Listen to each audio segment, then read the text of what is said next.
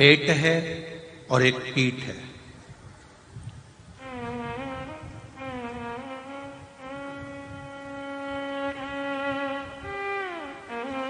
पेट और पीठ, पेट का काम है पाप करवाना और पीठ का काम है उस पाप का बोझा ढोना।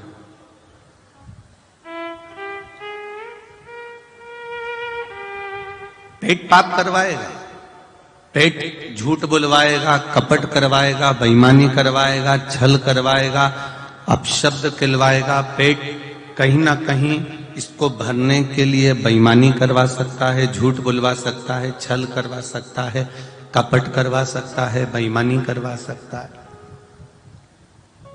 पेट कपट करवा देगा, झूठ बुलवा देगा, पाप करवा देगा और पाप करवाने के बाद में भोगना पेट को नहीं पड़ेगा, भोगना इस पीठ को पड़ेगा,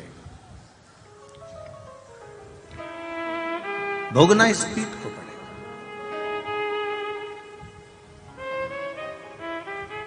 मत पूरे कर्म कर बंदे वरना पछताएगा, भगवान की आंखों से तू बच नहीं पाएगा, तू बच नहीं पाएगा।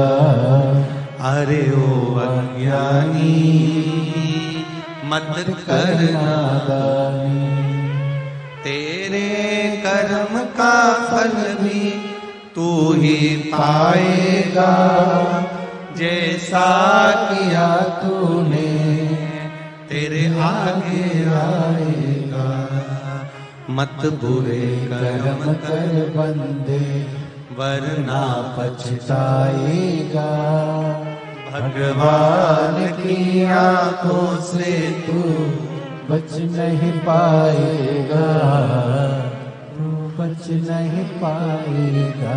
ये पेट पाप करा देता, पेट छल करवा देता, पेट बेईमानी करवा देता, पेट कपट करवा देता। पेट का काम है पाप करवाने का, झूठ बोलने का कि कैसे भी मैं भर लूं अपने पेट को।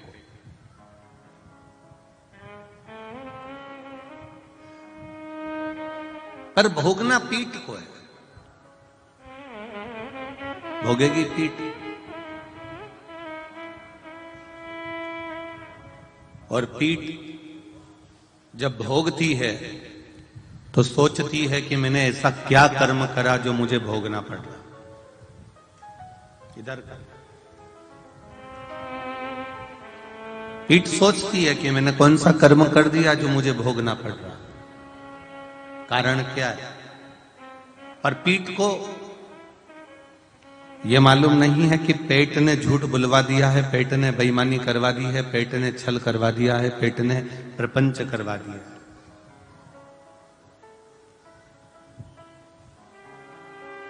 भगवान शिव की कथा कहती है, भगवान शंकर का संवाद कहता है, शिव महापुराण की कथा कहती है कि पेट देने वाले ने पेट दिया है, उसको भरने के लिए भी उसने साधन बनाए हैं और वो साधन उसने जो बनाए हैं वो जनमानस के कल्याण के लिए बनाए,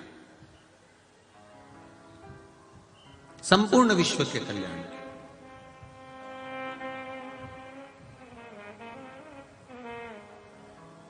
इस पेट को कैसे भरा जाए, बिना कपट के, बिना बेईमानी के, बिना प्रपंच के, बिना छल के। इस पाप के रोग को कैसे मिटाया जाए। जैसे दवाई का पर्चा मेडिकल वाले पढ़ लेते हैं, उसी तरह आपकी जिंदगी का पर्चा मेरा महादेव पढ़ लेता है।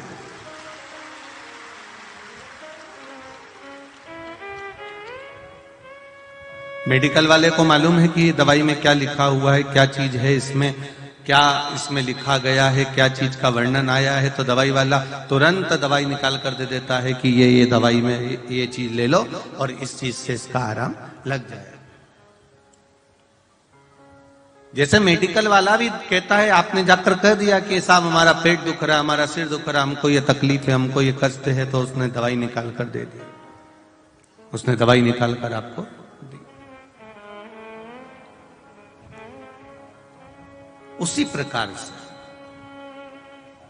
जैसे आपने कहा कि मुझे एसिडिटी हो रही है, गैस बन रही है, मेरा सिर दर्द हो रहा है, मेरे पीठ में दर्द हो रहा है, मेरे हाथ में दर्द हो रहा है, मेडिकल वाले ने केवल सुना और सुनकर आपको दवाई निकाल कर दे दी, और आपने वो दवाई मेडिकल वाले से पूछा इसको कैसे लेना है, उसने कहा साहब इसको पानी से ले लेना, इसको दूध से ले लेना, इसको सुबह ले लेना, इसको शाम को ले लेना। उसने समझा दिया, उसने कहा बस मेडिकल वाला पर्चे को देखकर समझ गया कि इसको दवाई चाहिए और वो दवाई किस जगह पर काम आएगी। उसी तरह शिव मेरे भोलेनाथ और मेरा बाबा, मेरा गुरु, सतगुरु, घर के बुजुर्ग, घर के बड़े, माता पिता और घर के जो बड़े होते हैं, बुजुर्ग होते हैं, गुरु होते हैं, या मेरा भोलेनाथ होता है, वो आपके चेहरे की मात्र दशा देखकर पहचान जाता है कि इसको कौन सी दवाई की जरूरत है, ये क्यों दुखी है, इसको क्या कष्ट है, इसको तकलीफ क्या है, इसको कष्ट क्या है।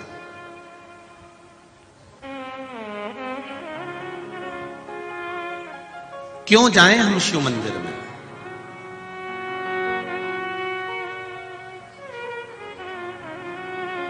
किस लिए?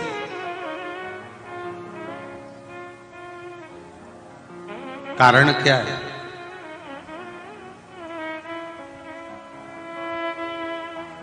एक नाई की दुकान पर एक व्यक्ति बैठा हुआ कटिंग करवा रहा था। नाई बोला जा रहा, पहले राजनीति पर आया, फिर धर्म नीति पर आया, फिर वापस राजनीति पर आया। फिर उसने कहा दुनिया के लोगों में तो अक्ल नहीं है, बिल्कुल भी जबरदस्ती के शिव मंदिर जाने में लगे हुए हैं, महाराज के चक्कर में पड़े हुए हैं, काय को टाइम बर्बाद कर रहे हैं यहां 2-2, 3-3 घंटे तक बैठकर। उसने कहा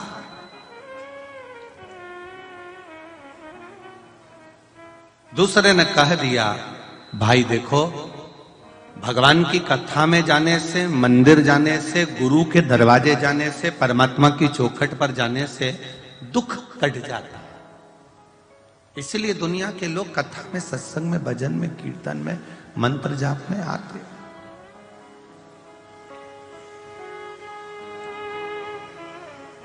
अगर भगवान है, नाई फिर बोला, अगर भगवान है तो फिर जब वो घर में पड़ा हुआ है तभी क्यों नहीं दुख काट देता? दुकान पर बैठा हुआ है तो दुख क्यों नहीं काट देता?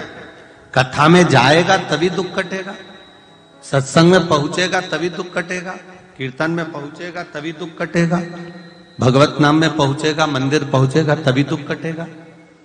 तो जो व्यक्ति दाढ़ी कटिंग बनवा रहा था वो थोड़ी देर तक खड़ा रहा। खड़े रहने के बाद उसने एक पागल से व्यक्ति को देखा जो सामने से निकल कर जा रहा था।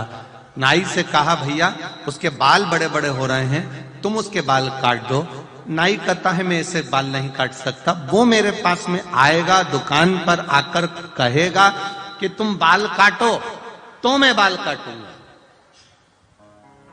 मैं उसके पीछे जा जाकर बाल नहीं काटूंगा, मैं उसके पीछे जा जाकर उसके कटिंग नहीं करूंगा, मैं उसके पास में जाकर कटिंग नहीं करूंगा। वो मेरी दुकान पर आएगा और मुझसे कहेगा कि बाल काटो तो मैं बाल काटूंगा। उस व्यक्ति ने कहा बस परमात्मा भी ऐसा ही है, मेरा भोलेनाथ भी ऐसा ही है। वो भी कहता है, दुनिया के लोग कहते हैं दुकान पर बैठे रहेंगे और दुख कट जाएगा, घर पर बैठे रहेंगे और दुख कट जाएगा, कहीं बैठे रहेंगे और दुख कट जाएगा। तो वो दुख कटने वाला नहीं है। वो दुख जब कटेगा जब हम भोलेनाथ जी की शरण में, विठ्ठल की शरण में, हरि विठ्ठल की शरण में, स्वामी समर्थ की शरण में, जब सतगुरु की शरण में जाएंगे तो गुरु उस दुख को काट देगा, ये निश्चित है। वो दुख कटने लगेगा। मैंने तेरे ही भरोसे, ओ बाबा तेरे ही भरोसे, हवा बिच उड़ती जावांगी, बाबा डोर है तो छड़ीला में कटी जावांगी, भोले मैं तेरी पतन, शंभो मैं तेरी पतन, हवा बिच उड़ती जावांगी, बाबा डोर तो छड़ीला में कटी जावांगी। बाबा से निवेदन करिए, काटेगा दुख, तेरे मंदिर में आना मेरा काम है और मेरी बिगड़ी बनाना। हम चले जाएं उसकी चौखट, हम चले जाएं उसके दरवाजे पर, फिर वो दुख काटे ना काटे ये उसके ऊपर है, ये उसके ऊपर। शिव कथा कह रहे हैं,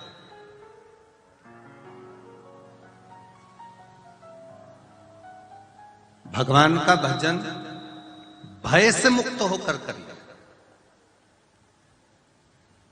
भय रखकर कभी भगवान का भजन मत करना। कोई तुमसे कह दे ऐसा नहीं करोगी तो तुम्हें तकलीफ हो जाएगी, तो ये भय वाली बात है, इसको भय कहते हैं। ये भय वाली बात शिव महापुराण नहीं कहते। कई लोग कहते हैं अगर हम इन भगवान का पूजन छोड़ देंगे और इन भगवान का पूजन करेंगे तो भगवान को बुरा तो नहीं लग जाएगा।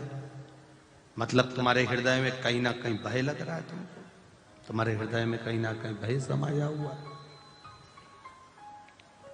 भय से कभी भगवान का भजन ना करिए, भय से भगवान का भजन नहीं हो सकता।